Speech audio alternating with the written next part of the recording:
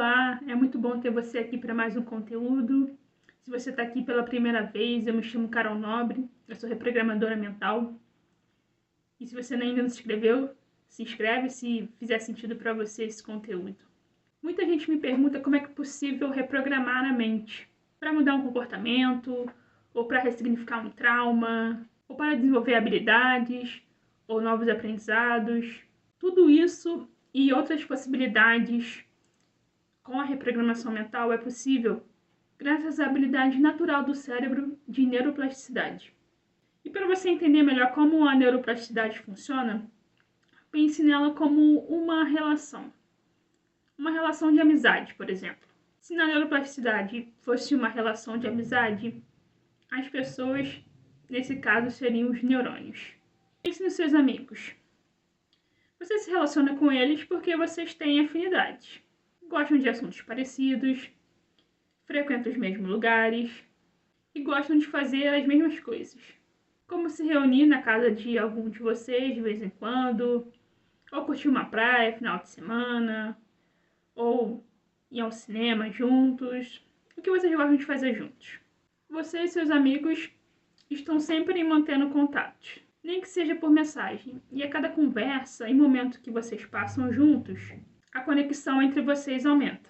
Os neurônios também são assim. Os neurônios são células nervosas no cérebro que se comunicam através de sinapses. Ou seja, acontece uma comunicação entre dois ou mais neurônios, gerando novas conexões. Na década de 70, um neurocientista, Donald Hebb, ele desenvolveu uma nova teoria de aprendizado e memória com base nas transmissões sinápticas. De acordo com Hebb, quando nós aprendemos novas informações, o relacionamento entre os neurônios muda. Para você entender melhor, pense no neurônio como uma pessoa que acabou de entrar na faculdade e ainda não tem amigos. E para você entender melhor, nós podemos chamar esse neurônio solitário de Alberto. Mas antes vai uma legenda. Quando eu falar em sinapse, pensa em comunicação com troca de informações. Quando eu falar em disparo, pensa em realizar uma ação.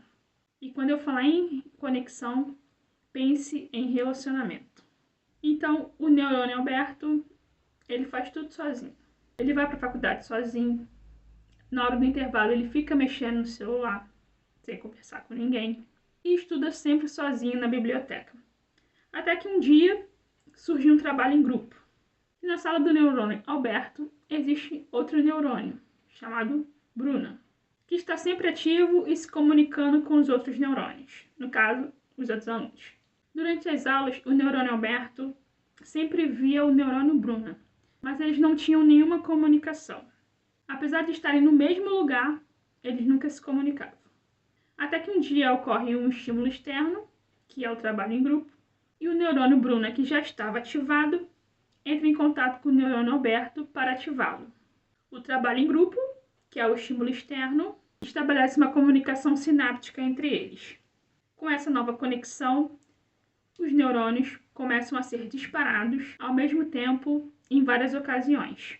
O neurônio Bruna estimula o neurônio Alberto a sentar perto dele na hora das aulas, começa a conversar com ele durante os intervalos e juntos descobrem que têm muitas coisas em comum.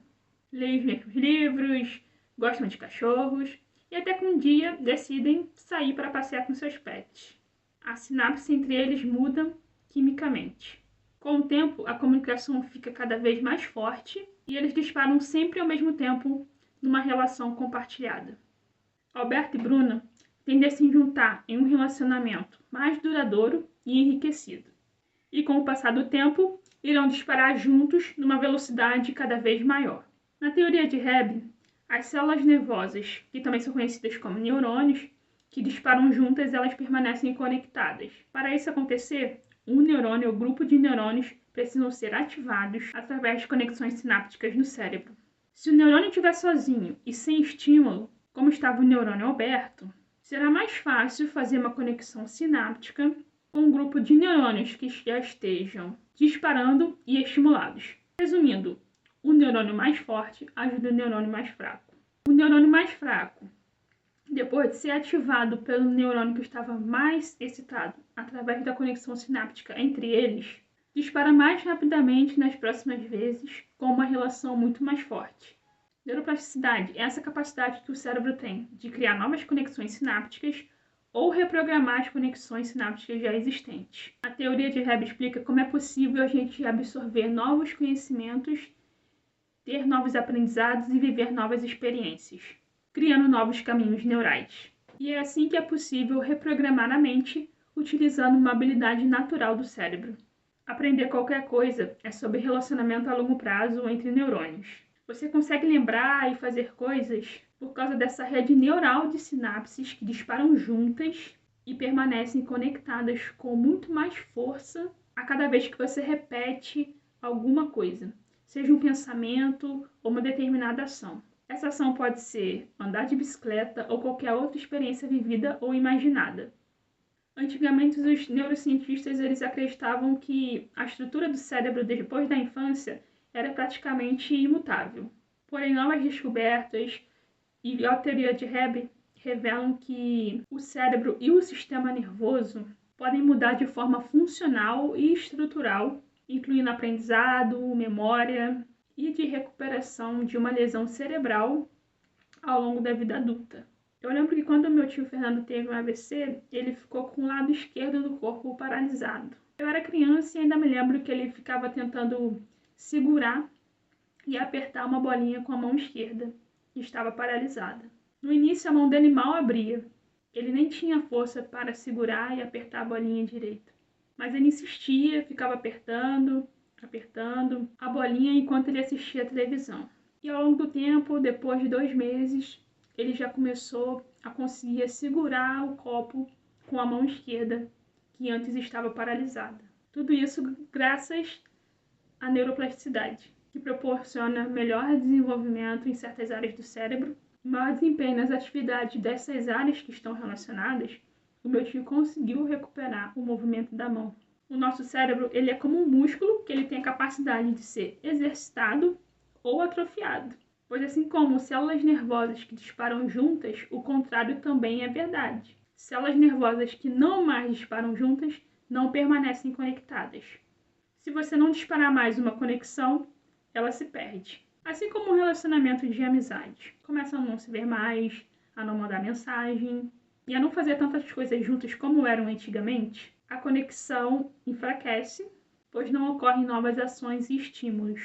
É por isso que para mudar um pensamento, um sentimento ou um comportamento indesejado, você precisa enfraquecer as conexões sinápticas relacionadas a esse estado indesejado, com aquilo que você não quer mais. E é aqui que a reprogramação mental se torna uma grande aliada. Com a reprogramação mental é possível você enfraquecer determinadas conexões sinápticas e a criar novos caminhos neurais para aquilo que você quer realizar e conquistar.